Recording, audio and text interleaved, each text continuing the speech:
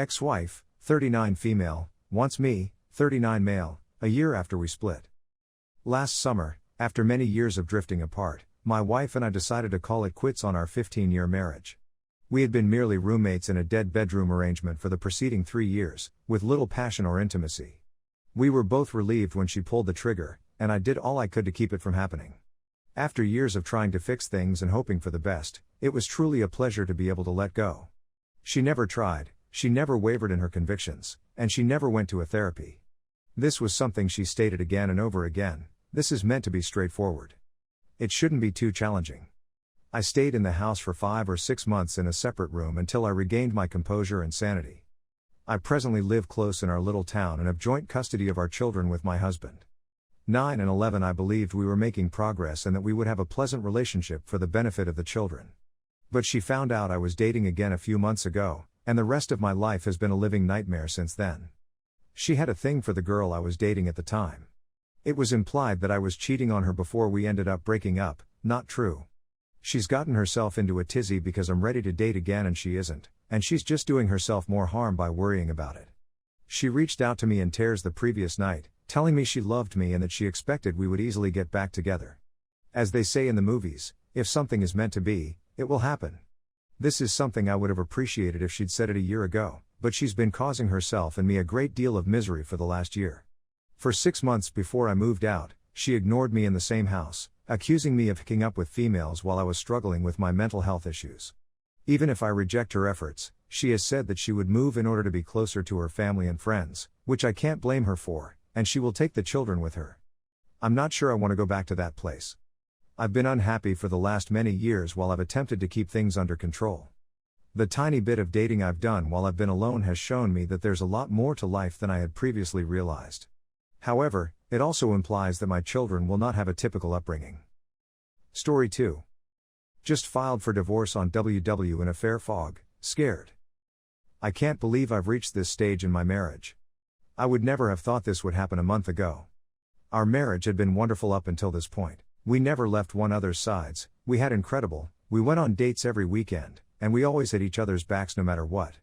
I've done all in my ability to ensure she's had a wonderful existence. My wife began an emotional affair with a guy she met at the gym after knowing him for approximately 2 months.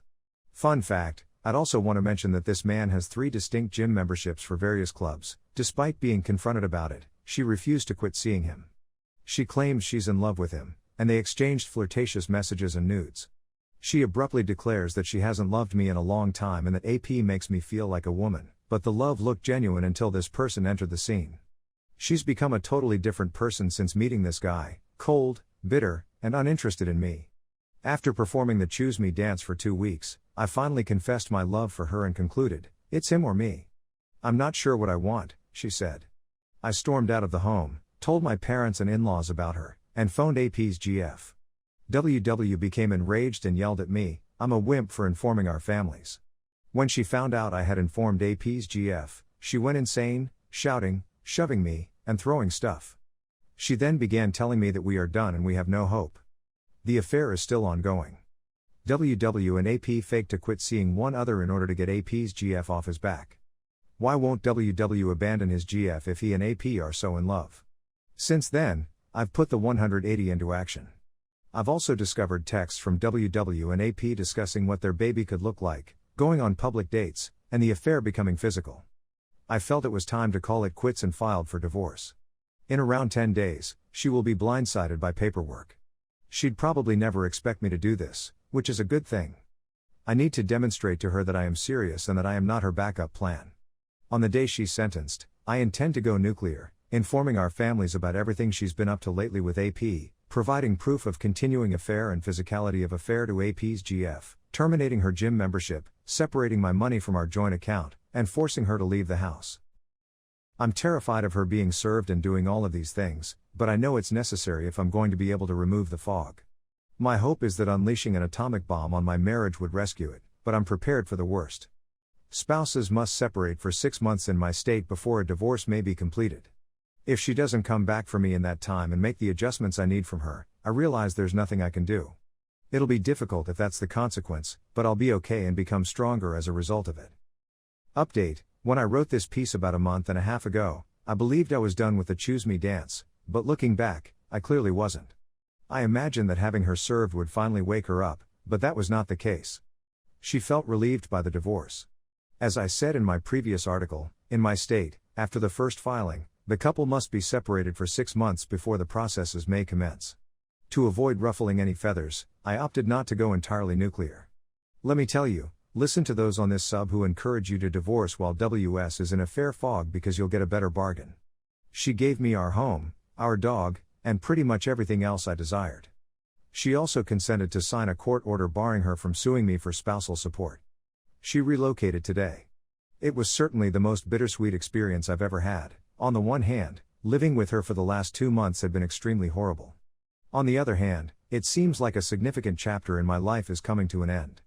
I sobbed very hard as she walked out, but I know it's all for the best. Her and AP are still chatting and flirting, and he still has his GF. WW is as naive as hell and is still neck deep in fog. I'm still astounded at how adultery alters a person's whole demeanor. My wife and I had been married for 10 years, and she was unquestionably my closest friend.